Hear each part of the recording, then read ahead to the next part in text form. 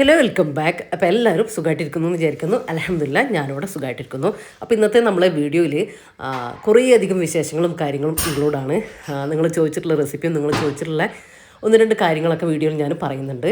അപ്പോൾ വീഡിയോ എല്ലാവരും മുഴുവനായിട്ട് കണ്ടു വെക്കുക. കണ്ട് ഇഷ്ടമായി ലൈക്ക് ചെയ്യാനും ഷെയർ ചെയ്യാനും സബ്സ്ക്രൈബ് ചെയ്യാനും ഒന്നും മറന്നുപോലെ. അതുപോലെ തന്നെ വീഡിയോ കണ്ടുകൊണ്ടിരിക്കുമ്പോൾ മറക്കാതെ ലൈക്ക് ബട്ടൺ പ്രസ് ചെയ്തേക്കണേ.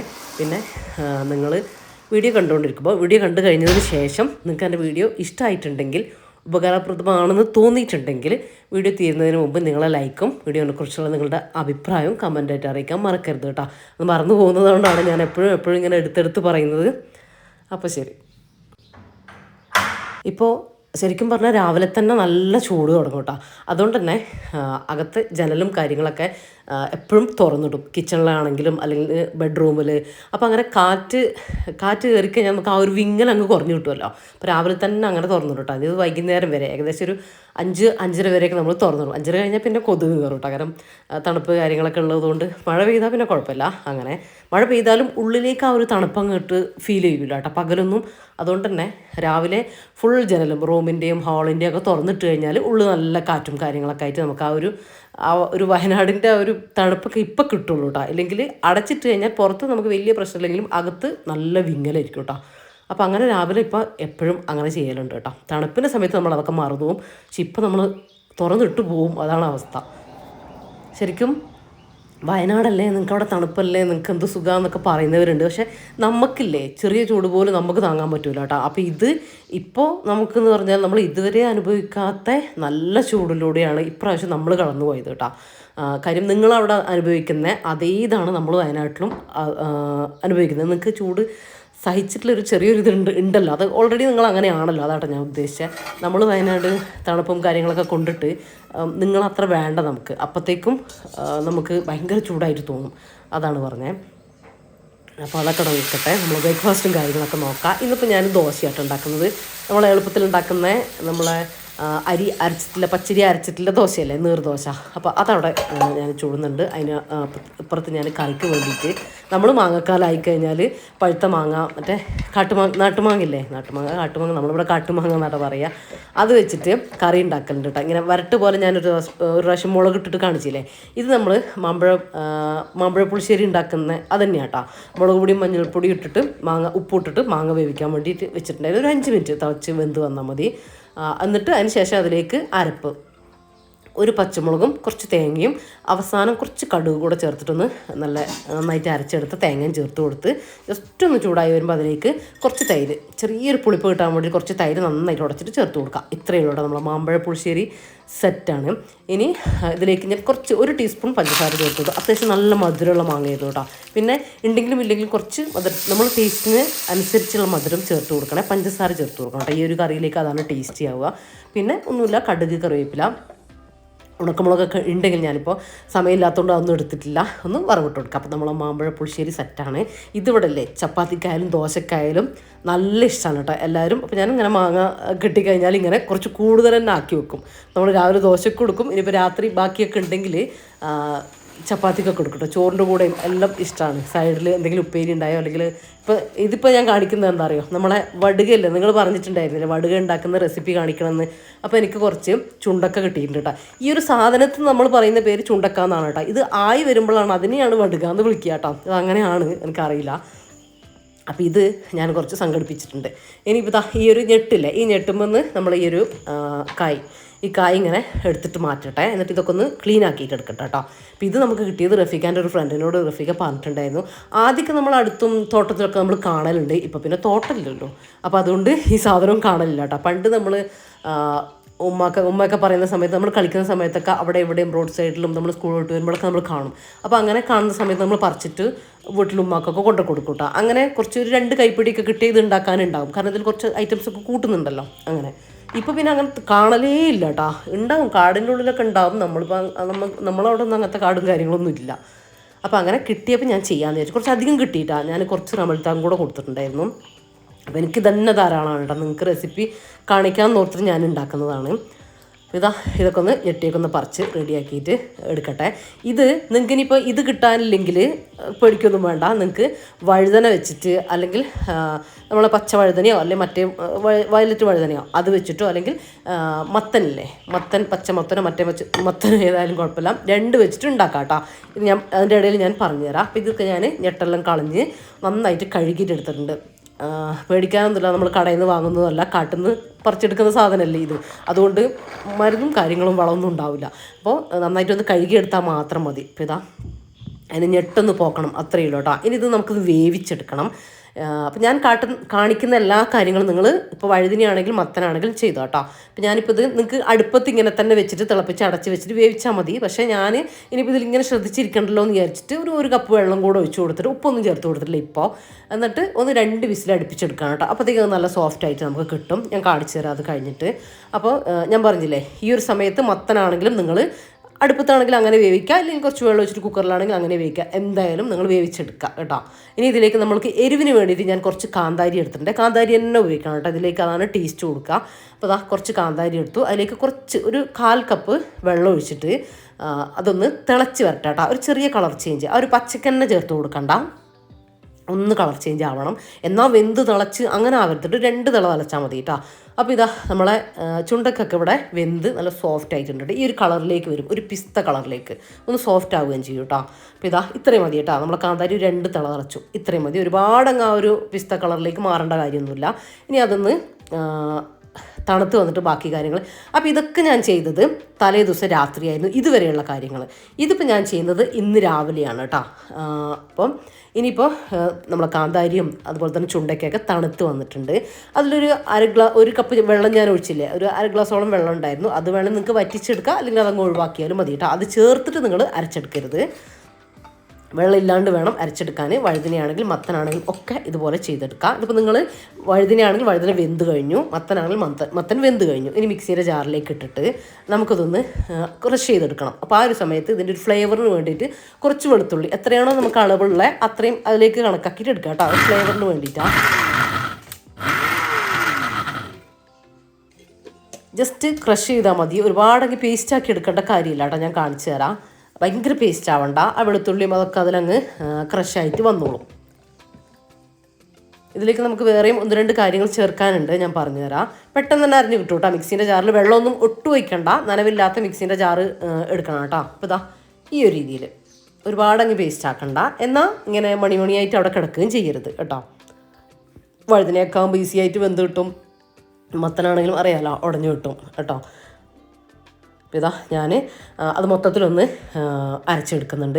ഇനി ഇതിലേക്കില്ലേ കുറച്ച് നമ്മൾ അരിയില്ലേ, ചോറ് വെക്കുന്ന അരി, അത് ഞാൻ കഴുകിയെടുത്തതിന് ശേഷം ചൂടായ കടായിലിട്ടിട്ടൊന്ന് വറുത്തെടുക്കുന്നുണ്ട് കേട്ടോ. നമ്മൾ കഴിക്കാനൊക്കെ ചായൻ്റെ കൂടെ ഒക്കെ കഴിക്കാനൊക്കെ വറുത്തെടുക്കുമല്ലേ പണ്ട്, അതുപോലെ ഒന്ന് വറുത്തെടുക്കുക. അപ്പോൾ അത് റെസിപ്പി അവിടെ ചെയ്യുന്നുണ്ട് കേട്ടോ. ഒരു ഗോൾഡൻ കളറാക്കി എടുക്കാം. നമുക്കിത് വറുത്ത് പൊടിച്ചെടുക്കണം കേട്ടോ. എല്ലാം കൂടെ ഒന്നും വേണ്ട, ഞാനിപ്പോൾ എടുത്തപ്പോൾ അത്ര എടുത്തുന്നേ ഉള്ളൂ.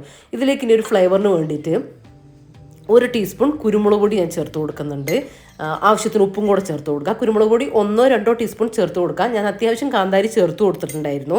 ഇനിയിപ്പോൾ നിങ്ങൾക്ക് കാന്താരി ഉണ്ടെങ്കിൽ നിങ്ങൾ കാന്താരി തന്നെ എടുക്കുക കേട്ടോ, ഇല്ലെങ്കിൽ പച്ചമുളക് എടുത്താലും കുഴപ്പമൊന്നുമില്ല. പക്ഷേ ടേസ്റ്റ് ആ ഒരു കാന്താരിയാണ് ഇതിനൊക്കെ കേട്ടോ. എരിവൊക്കെ നിങ്ങൾ ആവശ്യത്തിന് എടുക്കുക, ഉപ്പൊക്കെ നിങ്ങൾ ആവശ്യത്തിന് പാകത്തിന് എടുക്കുക. അതൊക്കെ നമ്മൾ ഇഷ്ടത്തിനനുസരിച്ച് ടേസ്റ്റ് കറക്റ്റാക്കി എടുക്കുക കേട്ടോ. കുരുമുളക് പൊടിയൊക്കെ അത്രയും ചേർത്ത് കൊടുത്താൽ മതിയേ. ഇനി നന്നായിട്ടൊന്ന് മിക്സ് ആക്കി എടുക്കുക. ഇനി ഇതിലേക്ക് ഞാൻ പറഞ്ഞില്ലേ നമ്മളെ അരി വറുത്തതില്ലേ, അതൊന്ന് തണുക്കാൻ വേണ്ടിയിട്ട് വെച്ചിട്ടുണ്ടായിരുന്നു. അപ്പോൾ ഈ ഒരു ഗോൾഡൻ കളറിൽ കേട്ടോ, നമ്മൾ തേങ്ങയൊക്കെ വറുത്തെടുക്കൂലേ, ഗോൾഡൻ കളറാക്കി എടുക്കൂലേ, കരിഞ്ഞു പോകരുത്, എന്നാൽ ഇങ്ങനെ മുരിഞ്ഞ് വരികയും വേണം കേട്ടോ. അതിൻ്റെ മുമ്പ് ആവുകയും ചെയ്യരുത് കേട്ടോ. മുരിഞ്ഞ് വരുന്ന സമയം അറിയാലോ, ഈ ഒരു കളറിലാക്കി എടുത്താൽ മതി. അത് ചെറുതായിട്ടൊന്ന് തണുത്തതിന് ശേഷം മിക്സിൻ്റെ ജാറിലിട്ടിട്ട് ഒന്ന് പൊടിച്ചെടുക്കുക കേട്ടോ. ഫൈനായിട്ട് പൊടിച്ചെടുക്കാം. എന്താ പറയുക, ചെറിയ തരിയൊന്നും കിടക്കണ്ട കേട്ടോ.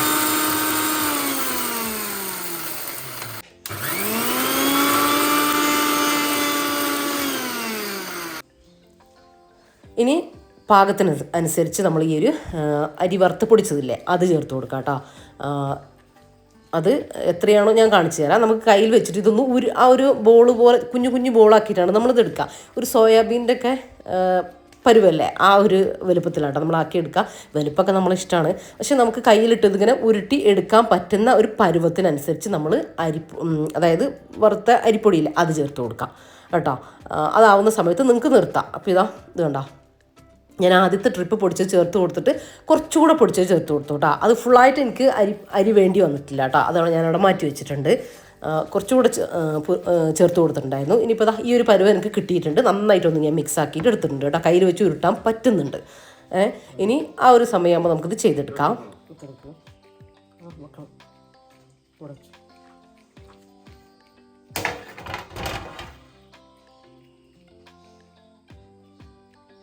ഗ്ലൗസ് ഇട്ടുകൊണ്ടേ നമുക്കൊരു കയ്യിലൊരു ഹാര് ഇട്ടില്ല.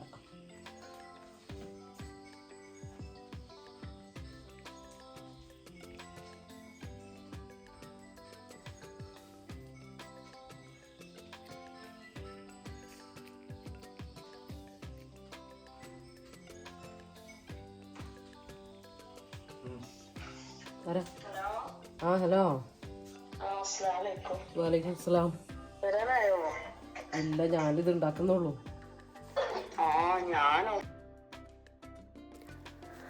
ഇതിപ്പോൾ അല്ലേ ഗ്ലൗസൊക്കെ മാറ്റി വെച്ചു. കാര്യം എനിക്ക് അതൊരു ഇത് കിട്ടുന്നില്ല കേട്ടോ. നമുക്ക് പെട്ടെന്ന് കഴിയൊന്നുമില്ല, എനിക്ക് ഉരുട്ടാൻ പറ്റും, ഒരു ഫിനിഷിങ് കിട്ടുന്നില്ല. അപ്പോൾ ഗ്ലൗസ് അങ്ങ് മാറ്റി വെച്ചു. ഇപ്പോൾ നിങ്ങൾ കണക്കായിട്ടില്ല, ചേട്ടത്തി ഫോൺ ചെയ്തത്. അപ്പോൾ എന്നോട് പറഞ്ഞു അതിന് കുഴപ്പമൊന്നുമില്ല, ഗ്ലൗസൊക്കെ മാറ്റി വെച്ചിട്ട് കയ്യിൽ നന്നായിട്ട് വെളിച്ചെണ്ണ ആക്കി കൊടുക്കുക, എന്നിട്ട് ഉരുട്ടിയെടുത്തോ, കൈ പുകയൊന്നുമില്ലാന്ന്.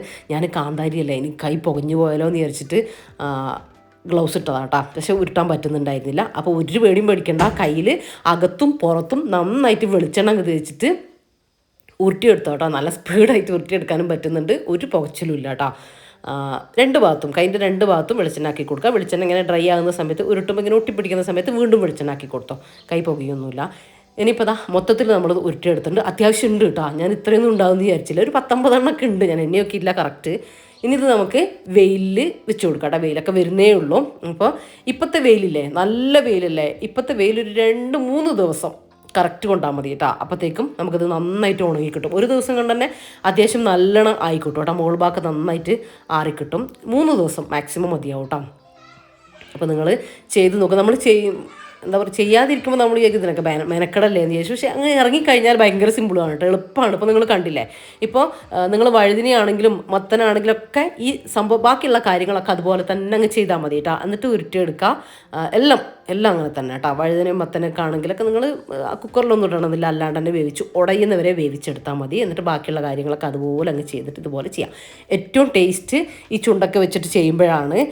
മറ്റേതും കുഴപ്പമൊന്നുമില്ല കേട്ടോ, നമുക്ക് ഉണ്ടാക്കിയെടുക്കാം. എപ്പോഴും നമുക്ക് ഈ സാധനം കിട്ടുമൊന്നുമില്ലല്ലോ. അപ്പം നിങ്ങൾ കണ്ടത് എൻ്റെ കയ്യിൽ മത്തൻ വെച്ചിട്ടുണ്ടാക്കിയതായിരുന്നു കേട്ടോ. അപ്പോൾ നമ്മൾ മൊത്തത്തിൽ അതിന് വടുക എന്നാണ് പറയുക. അതിനിപ്പോൾ മത്തനോട് ഉണ്ടാക്കിയാലും വഴുതനോട് ഉണ്ടാക്കിയാലും ഒക്കെ പറച്ചിൽ അങ്ങനെ തന്നെയാണ് കേട്ടോ. പിന്നെ നിങ്ങൾ ചെയ്യുന്ന സമയത്ത് ഞാനിപ്പോൾ വടുക ഉണ്ടാക്കിയപ്പോൾ അതിൻ്റെ അരി കുറച്ചത് കണ്ടില്ലേ, ആ ഒരു നമുക്ക് കുഴച്ചെടുക്കാൻ, അതായത് ഉരുട്ടിയെടുക്കാൻ പാകത്തിന് മാത്രം ചേർത്ത് കൊടുത്താൽ മതി. ഇല്ലെങ്കിലില്ലേ വടുക കുറച്ചും അതായത് ചുണ്ടക്ക കുറച്ചും അരി കൂടുതലായി കഴിഞ്ഞാൽ ടേസ്റ്റ് ഉണ്ടാവില്ല. അത് ശ്രദ്ധിക്കുക കേട്ടോ. കൂടുതൽ വേണ്ടത് ചുണ്ടക്കയാണേ. അപ്പോൾ ഇനി അതൊക്കെ ഉണങ്ങിക്കഴിഞ്ഞിട്ട് ഞാൻ നിങ്ങളെ കാണിച്ചു തരാം കേട്ടോ, ഞാൻ എടുത്തു വെക്കുന്ന സമയത്ത്. അപ്പോൾ ഇതെന്താണെന്ന് വെച്ചാൽ കുറേ മട്ടൽ അവിടെ ഇവിടെയൊക്കെ വീണ് എടുക്കുന്നുണ്ട് കേട്ടോ. അപ്പോൾ നമ്മളിങ്ങനെ വീണ് എടുക്കുന്ന സമയത്ത് റഫീക്കുള്ള സമയത്ത് രണ്ടാളും കൂടെ എടുത്തിട്ട് അതൊക്കെ ഒന്ന് എടുത്ത് ഒതുക്കി പെറുക്കി വെക്കും കേട്ടോ. ചൂലാക്കേണ്ടതാണെങ്കിൽ ചൂല് അങ്ങനെ ഓലെടുക്കും, അല്ലാത്തത് മട്ടൽ ഉണക്കി അങ്ങനെ എടുത്തു വെക്കും. എപ്പോഴും ഒന്നും എടുക്കില്ല. അപ്പോൾ ഞാൻ വിചാരിച്ചു ഇനിയിപ്പോൾ മട്ടൽ ഉണങ്ങിയതുണ്ടെങ്കിൽ കുറച്ച് ചകിരി ഉണ്ടെങ്കിൽ വിറക് കത്തിച്ച് നമുക്ക് കുടിക്കുന്ന വെള്ളമൊക്കെ ആക്കാലോ എന്ന് വിചാരിച്ചിട്ട് അങ്ങനെ മട്ടൽ ഉണങ്ങാനിപ്പോൾ കുറച്ചായിട്ട് ഇടലുണ്ട് കേട്ടോ.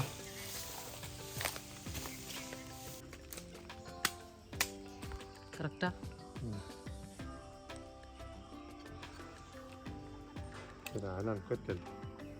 ചുമ വരും.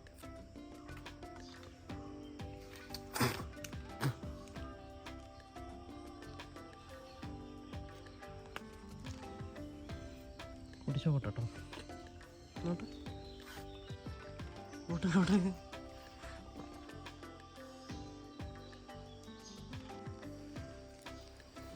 നമ്മളെ റംബുട്ടാൻ ഇപ്രാവശ്യത്തും നന്നായിട്ട് കായ്ക്കുന്നുണ്ട്. എല്ലാ ഭാഗത്തും നന്നായിട്ട് കായിട്ടിട്ടുണ്ട് കേട്ടോ. കുരങ്ങന്മാർക്കുള്ളതാണ് അത് വേറെ കാര്യം.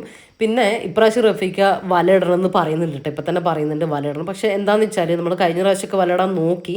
പക്ഷേ നമ്മളെ മരമൊക്കെ ഈ മതിലൊക്കെ കിട്ടുന്നതിന് മുമ്പേ നമ്മളിങ്ങനത്തെ തൈയും കാര്യങ്ങളൊക്കെ വെച്ചതുകൊണ്ടില്ലേ എല്ലാം തെങ്ങക്കുള്ളിൽ വന്നതുകൊണ്ട് ഫുൾ മതിലിൻ്റെ പുറത്തേക്കാണ് മാവായാലും റംബുട്ടാനൊക്കെ ഒക്കെ ആയാലും പോകുന്നത്. അപ്പുറത്തെ അങ്ങോട്ടേക്കും അതുപോലെ തന്നെ റോഡ് സൈഡിലേക്ക് ഇങ്ങനെ ചാഞ്ഞ് റോഡിലേക്ക് നിൽക്കുക ചെയ്യുന്നത്. അതുകൊണ്ട് വല ഇടാനൊക്കെ ബുദ്ധിമുട്ടും കാര്യങ്ങളൊക്കെ ഉണ്ട്. എന്നാലും ഇപ്രാവശ്യം ഇടണമെന്ന് പറയുന്നുണ്ട്. നമുക്ക് നോക്കി നോക്കാം കിട്ടുമില്ലേ. കൊല വീഴൂല്ലേ?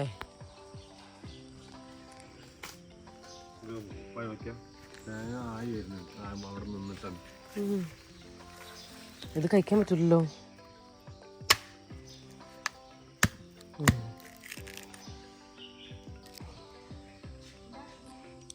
ഒന്നുമില്ല.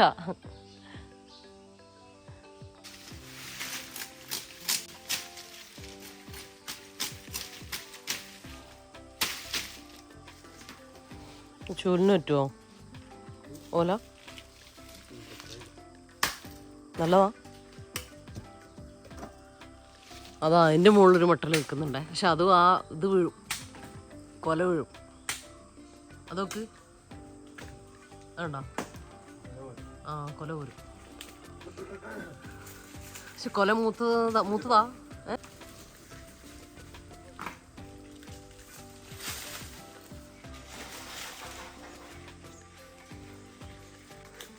തേങ്ങ നോക്കണേ, തേങ്ങ തലേക്ക് വീഴും. ഇവിടെ നോക്കി നിന്നോട്ടോ. തേങ്ങ വീഴും കേട്ടോ തലേക്ക്. നമുക്ക് അപ്പുറത്ത് ഉണങ്ങി പരാജയപ്പെട്ടു.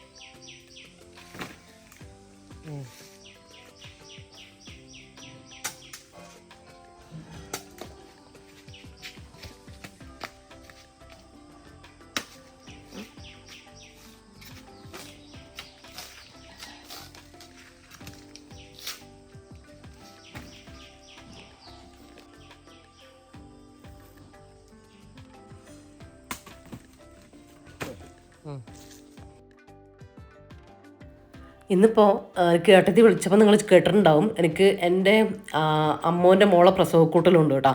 അപ്പോൾ അതിനും പോകണം. നേരത്തെ പോകണം, കാര്യം കുറച്ച് ലോങ് ഉണ്ട്. ഇവിടുന്ന് അമ്മോൻ്റെ വീട്ടിലേക്ക് എത്തണം, അവിടുന്ന് പിന്നെ അങ്ങോട്ടേക്കും പോകണം. അങ്ങനെ ഇതാ നമ്മളെ ചാമ്പക്കയൊക്കെ നന്നായിട്ട് പൂവിട്ടിട്ടുണ്ട് കേട്ടോ. നല്ല മഴയത്താണെങ്കിലും മധുരം ഉണ്ടാവില്ല. ഇപ്പം ഉണ്ടാവുകയാണെങ്കിലൊക്കെ അത്യാവശ്യം മധുരത്തിലൊക്കെ കിട്ടും. ഇതാ നിറച്ച്, നിങ്ങൾക്ക് കാണാൻ പറ്റുന്നുണ്ടോ എന്ന് എനിക്കറിയില്ല, നിറച്ച് പൂവിട്ടിട്ടുണ്ട്. പിന്നെ ഇതാ നമ്മളങ്ങനെ ചാമ്പക്ക നോക്കുമ്പോഴാണ് കണ്ടത് കേട്ടോ, പഞ്ചാരക്കായ ഉണ്ടായിട്ടുണ്ട്. ഇനി ഉണ്ട് കേട്ടോ, അതാ അതിൻ്റെ മുകളിലുണ്ടേ. അതാ അതാ അതാ ഉറുമ്പ്.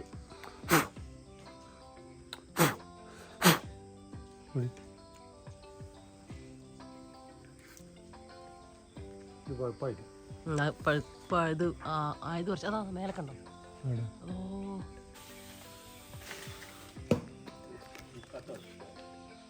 ഇത് ഒന്നുകൂടെ ആവാനുണ്ട്.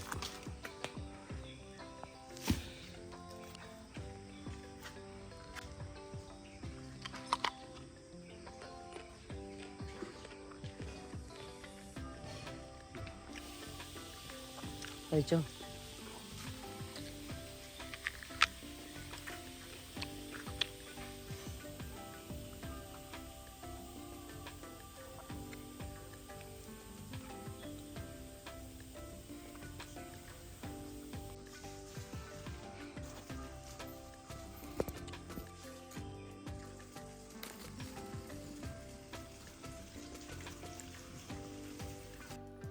ഇതിപ്പോൾ പിന്നീട് എനിക്ക് വീഡിയോ എടുക്കാനൊന്നും പറ്റിയിട്ടില്ല കേട്ടോ. വേഗം കുളിച്ച് മാറ്റിയിട്ട് വീട്ടിൽ നിന്ന് വേഗം ഇറങ്ങി വരികയാണ് ചെയ്തത്.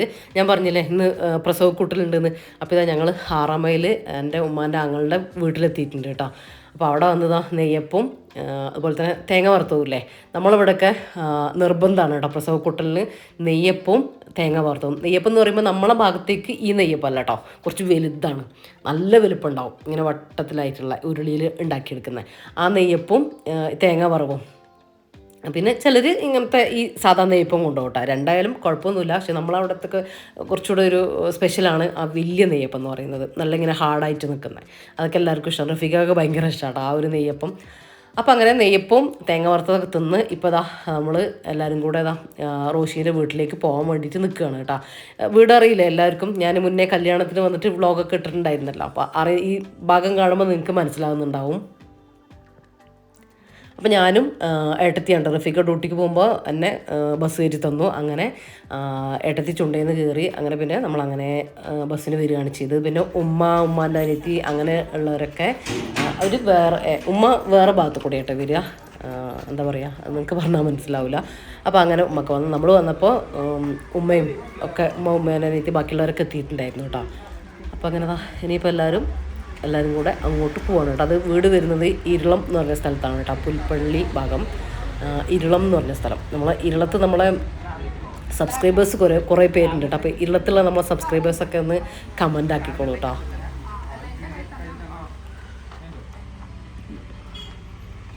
പിന്നെ നമ്മൾ അങ്ങോട്ടേക്ക് പോട്ടെ, ഇനി അവിടെ എത്തിയിട്ട് കാണാം കേട്ടോ. ഇതിപ്പോൾ ശരിക്കും പറഞ്ഞാൽ നമ്മളെ കൽപ്പറ്റക്കൂടെ ഇപ്പം എൻ്റെ വീടിൻ്റെ ആയിക്കൂടെ തന്നെയാണ് പോവുക.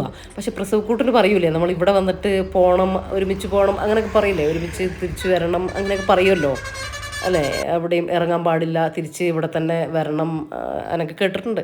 അപ്പം അങ്ങനെ അതുകൊണ്ട് നമ്മളങ്ങനെ വഴിയിൽ നിന്നൊന്നും കയറാൻ നിന്നിട്ടില്ല, ഇവിടെ തന്നെ വരികട്ടെ ചെയ്തത്. അങ്ങനെ അപ്പം നമ്മൾ വീട്ടിലെത്തിയിട്ടുണ്ട്. ഇപ്പോൾ ഫുഡൊക്കെ കഴിക്കുകയാണ്. ഇപ്പോൾ നല്ല മന്തിയും അൽഫാം മന്തിയും അതുപോലെ തന്നെ ചിക്കൻ ബിരിയാണിയൊക്കെ ആയിരുന്നു കേട്ടോ. അപ്പോൾ അൽഹംദുലില്ലാ നമ്മൾ നല്ല റാഹത്തായിട്ട് ഫുഡൊക്കെ കഴിച്ചു. പിന്നെ നമ്മളൊരു സബ്സ്ക്രൈബറിനെ കണ്ടിട്ടുണ്ടായിരുന്നു കേട്ടോ അവിടെ വെച്ചിട്ട്. കൽപ്പറ്റയാണ് വീടെന്ന് പറഞ്ഞു. പിന്നെ അറിയാം റഫീഖാനൊക്കെ അറിയാമെന്ന് പറഞ്ഞു കേട്ടോ. അങ്ങനെ കുറച്ച് നേരം സംസാരിച്ചിട്ടൊക്കെ ഉണ്ടായിരുന്നു.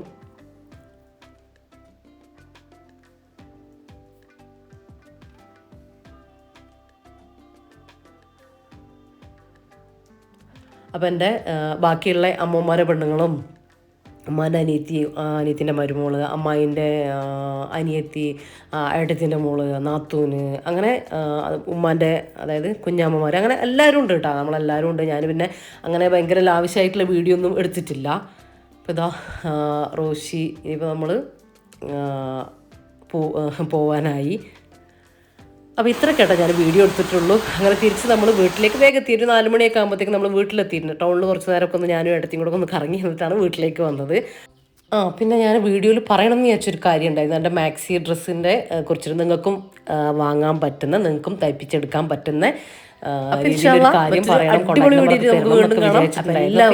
ഇതിന് ഡീറ്റെയിൽ ആയിട്ട് പറയാനുള്ള ടൈമില്ല. ഇൻഷാല്ല നെക്സ്റ്റ് വ്ളോഗിൽ ഞാൻ പറയാട്ടോ. നിങ്ങൾ ഓർമ്മിപ്പിക്കുക, കമൻറ്റിൽ ഓർമ്മിപ്പിക്കുക. മറന്നുപോയതാണ് കേട്ടോ ശരിക്കും. പിന്നെ സംസാരത്തിൽ നിങ്ങൾക്ക് ഗ്യാപ്പും കിട്ടിയില്ല, അതുകൊണ്ടാണ്. അപ്പോൾ ഇന്നത്തെ വീഡിയോ നിങ്ങൾക്ക് ഇഷ്ടമായിട്ടുണ്ടെങ്കിൽ നിങ്ങളുടെ അഭിപ്രായങ്ങൾ കമൻറ്റായിട്ട് അറിയിക്കാൻ എന്തായാലും മറന്നു പോകരുത് കേട്ടോ. അപ്പോൾ ഇൻഷാല്ല മറ്റൊരു അടിപൊളി വീഡിയോ ആയിട്ട് കാണാം. അപ്പോൾ എല്ലാവരോടും താങ്ക്സ് ഫോർ വാച്ചിങ്.